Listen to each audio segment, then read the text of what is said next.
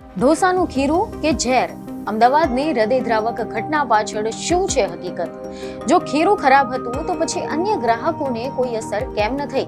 શું પરિવારે સમયસર યોગ્ય સારવાર લઈ લીધી હોત તો આ દુર્ઘટના અટકાવી શકાય તેમ હતું? ફૂડ સેફ્ટી સિસ્ટમમાં આવી ઘટનાઓને રોકવા માટે શું કડક પગલાં લેવા જરૂરી છે? તો ચાલો આ ચર્ચિત ઘટનાને લઈને વિગતવાર જાણકારી મેળવીએ. નમસ્કાર દર્શક મિત્રો, @ગુજરાતમાં આપનું સ્વાગત છે.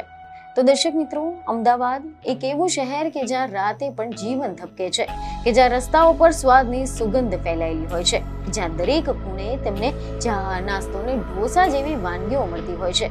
પરંતુ કલ્પના કરો કે આ જ સ્વાદ એક દિવસ કોઈના જીવ માટે જીવલેણ સાબિત થઈ જાય. કલ્પના કરો એક સામાન્ય દિવસ, એક સામાન્ય ભોજન અને એક સામાન્ય પરિવાર, અને પછી અચાનક બધું જ બદલાઈ જાય. આ માત્ર એક ઘટના નથી, આ એક પ્રશ્ન છે, આ એક ચેતવણી છે, અને કદાચ એક સત્ય છે કે જે હજુ પણ બહાર આવવાનું બાકી છે. આજે આપણે એક એવી ઘટના વિશે વાત કરવા જઈ રહ્યા છીએ કે જેને સાંભળીને કોઈનું પણ કાળજું કંપી ઉઠશે. એક એવો કિસ્સો કે જેને આખા અમદાવાદને હચમચાવી દીધું છે અને દરેક ગૃહિણી, ખાણીપીણીના શોખીન લોકોને વિચારતા કરી દીધા છે. સામાન્ય રીતે આપણે રવિવાર હોય કે પછી કોઈ તહેવાર હોય ત્યારે બહારની તૈયાર લોટ અથવા તો ખીરું લાવીને હોશે હોશે જમતા હોઈએ છીએ. પરંતુ શું તમે ક્યારે એવું વિચાર્યું છે કે આ જ સ્વાદિષ્ટ ઢોસા કોઈના ઘરનું ચિરાગ બુઝાવી શકે છે? શું ક્યારે પણ એવું બની શકે કે હોશે હોશે બનાવેલી રસોઈ જમ્યા પછી બે માસૂમ બાળકીઓ આ દુનિયાને છોડવી પડે? આ સત્ય ઘટના બની છે અમદાવાદના ચાંદખેડા વિસ્તારમાં, કે જ્યાં એક હસતા રમતા પરિવાર પર આભ તૂટી પડ્યું છે. અમદાવાદના ચાંદખેડા વિસ્તારમાં બનેલી આ ઘટના આજે દરેકને વિચારતા કરી રહી છે કે શું આપણે જે પણ કંઈ ખાઈ રહ્યા છે તે ખરેખર સલામત છે? આ ઘટના શરૂ થાય છે એક સામાન્ય ખરીદીથી. એક પરિવાર કે જેમને નજીકની ડેરીમાંથી ઢોસાનું ખીરું ખરીદ્યું હતું. એ ખીરું કે જેનાથી બનાવેલા ઢોસા કદાચ સામાન્ય દિવસોમાં આનંદ આપતા હોય છે, પરંતુ આ વખતે એ જ ઢોસા એક ભયાનક કથાની શરૂઆત બની ગયા. મીડિયા રિપોર્ટ અનુસાર એવી માહિતી સામે આવી રહી છે કે મારુતિ પ્લાઝા બિલ્ડિંગના 7મા માળે રહેતા વિમલભાઈ પ્રજાપતિના પરિવાર માટે એપ્રિલ મહિનાની શરૂઆત કાળ બનીને આવી હતી. વાત શરૂ થાય છે 1 એપ્રિલના રોજ, જ્યારે આ પરિવારે ઘરની નજીક આવેલી એક જાણીતી ડેરીમાંથી ઢોસાનું ખીરું ખરીદ્યું હતું.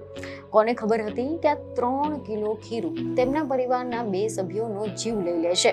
કોઈને ખબર ન હતી કે આ ખરીદી તેમના જીવનની સૌથી મોટો વળાંક બની જશે. 1 એપ્રિલે રાત્રે ઢોસા બનાવવામાં આવ્યા અને વિમલભાઈએ તે ખાધા, અને બીજા દિવસે પણ એ જ ખીરામાંથી ઢોસા બનાવ્યા. પરંતુ 2 એપ્રિલની સવાર પડતાની સાથે જ ઘરમાં બીમારીએ પગ પસેરો કરી લીધો હતો. વિમલભાઈને અચાનક જ ઉલટી થવા લાગી હતી. તબિયતે લથડી. આ જોઈને પરિવાર ચિંતામાં મુકાઈ ગયો હતો. પરંતુ સામાન્ય કથિત ફૂડ પોઈઝનિંગ સમજીને શરૂઆતમાં તેઓએ ઘરેલું ઉપચાર કે પછી સામાન્ય દવા લીધી હતી. પરંતુ વિમલભાઈના પત્ની ભાવનાબેનને અંદાજ ન હતો કે આ બીમારીનું મૂળ પેલા ખીરામાં હોઈ શકે છે. તેમણે પણ ઢોસા ખાધા અને દીકરીને પણ ખવડાવ્યા હતા. પરિણામે એ જ આવ્યું. 4 એપ્રિલના રોજ માત્ર 2.5 મહિનાની માસૂમ રાહાનું અચાનક જ નિધન થઈ ગયું હતું. એક 2.5 મહિનાનું બાળક જેણે હજી તો દુનિયા જોવાની શરૂઆત પણ કરી ન હતી, તેનું આ રીતે જવું એ પરિવાર માટે વજ્રઘાત સમાન હતું. આઘાતમાં સરી પડેલું પરિવાર કોઈને જાણ કર્યા વગર જ પોલીસ ફરિયાદ કર્યા વગર રાહાની અંતિમ વિધિ કરી નાખી અને તેને દફનાવી દીધી. પરંતુ કુદરતને કંઈક બીજું જ મંજૂર હતું.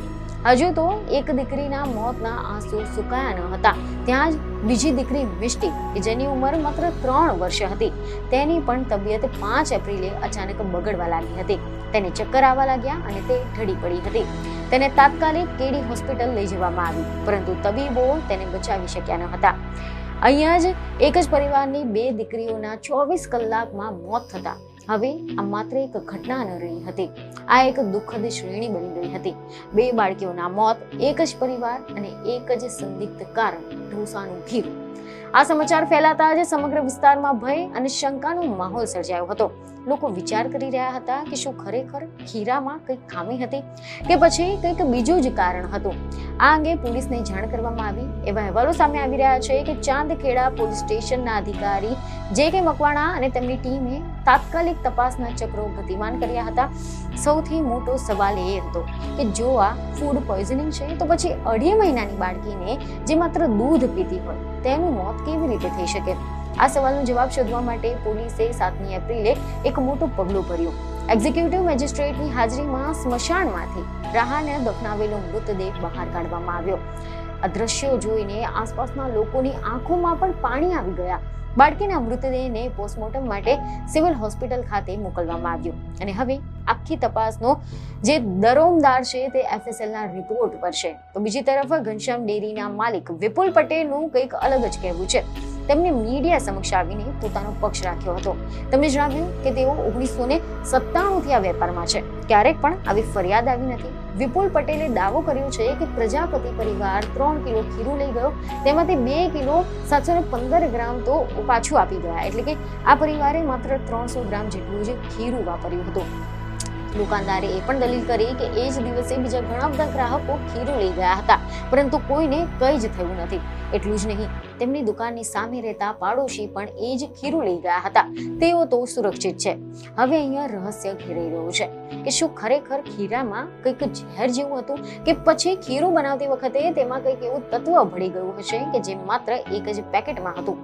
ફૂડ એન્ડ ડ્રગ્સ વિભાગે નમૂના લઈ લીધા છે, પરંતુ રિપોર્ટ આવતા પખવાડિયું લાગશે. આ દરમિયાન તબીબી જગતમાં પણ આ કેસ ચર્ચાનો વિષય બન્યો છે. પોલીસ કાર્યવાહી કરી રહી છે અને હવે ફોરેન્સિક તપાસ શરૂ થઈ છે. ખીરાના નમૂનાઓ લેવાઈ ગયા છે. ડેરીમાંથી CCTV ફૂટેજ પણ લેવામાં આવ્યા છે અને દરેક સંભવિત કારણોની તપાસ શરૂ થઈ ગઈ છે. પરંતુ અહીંયા વાત પણ વિચારવા જેવી છે કે શું ખરેખર ખીરામાં જે સમસ્યા હતી કે પછી ખીરું સાચવવાની રીતમાં કંઈ ખામી હતી? કદાચ ખીરું યોગ્ય રીતે રેફ્રિજરેટ ન થયું હોય, અથવા તો તે બગડી ગયું હશે, અથવા તો ખોરાકમાં બેક્ટેરિયા વિકસાવા લાગ્યા હશે. ફૂડ પોઈઝનિંગના ઘણા બધા કારણો હોઈ શકે છે, ખાસ કરીને ગરમીના દિવસોમાં કે જ્યારે ખોરાક ઝડપથી બગડી શકે છે. બેક્ટેરિયા ખોરાકમાં વિકસી શકે છે અને આ બેક્ટેરિયા ગંભીર બીમારીઓનું કારણ પણ બની શકે છે.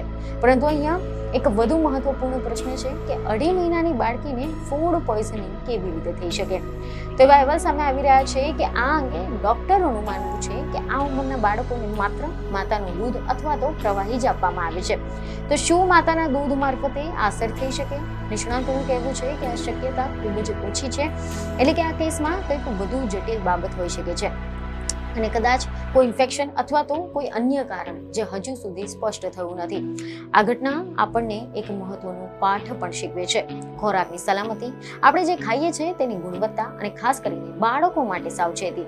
ઘણી વખત આપણે બહારથી ખોરાક લાવીએ છીએ, તેને યોગ્ય રીતે સાચવતા નથી અને પછી આનો ઉપયોગ કરીએ છીએ. પરંતુ આ નાની બેદરકારી પણ મોટા પરિણામો લાવી શકે છે.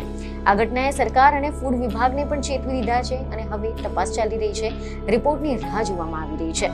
આખું શહેર સત્ય જાણવા માંગે છે કે શું આ માત્ર એક દુર્ઘટના હતી કે પછી કોઈ બેદરકારી કે પછી કંઈક વધુ ગંભીર? જવાબો હજુ પણ મળવાના બાકી છે, પરંતુ આ ઘટના એક ચેતવણી છે, એક સંદેશ છે કે ખોરાક માત્ર સ્વાદ માટે નહીં પરંતુ તે જીવન માટે છે અને તેની સલામતી સૌથી મહત્વપૂર્ણ છે. આજે એક પરિવાર પોતાના બાળકોને ગુમાવીને શોકમાં છે અને આપણા બધા માટે આ એક સવાલ છે કે શું આપણે સાવચેત છીએ? શું આપણે આપણા ખોરાક અંગે જાગૃત છે? કારણ કે ક્યારેક એક નાનકડો નિર્ણય, એક નાનકડી ભૂલ જીવનભરનો પસ્તાવો બની શકે છે. તો હવે આ વિષય પર તમારું શું કહેવું છે તમને કોમેન્ટમાં જરૂરથી જણાવો. બીજને ખબર સાથે ફરી મળીશું. ધન્યવાદ.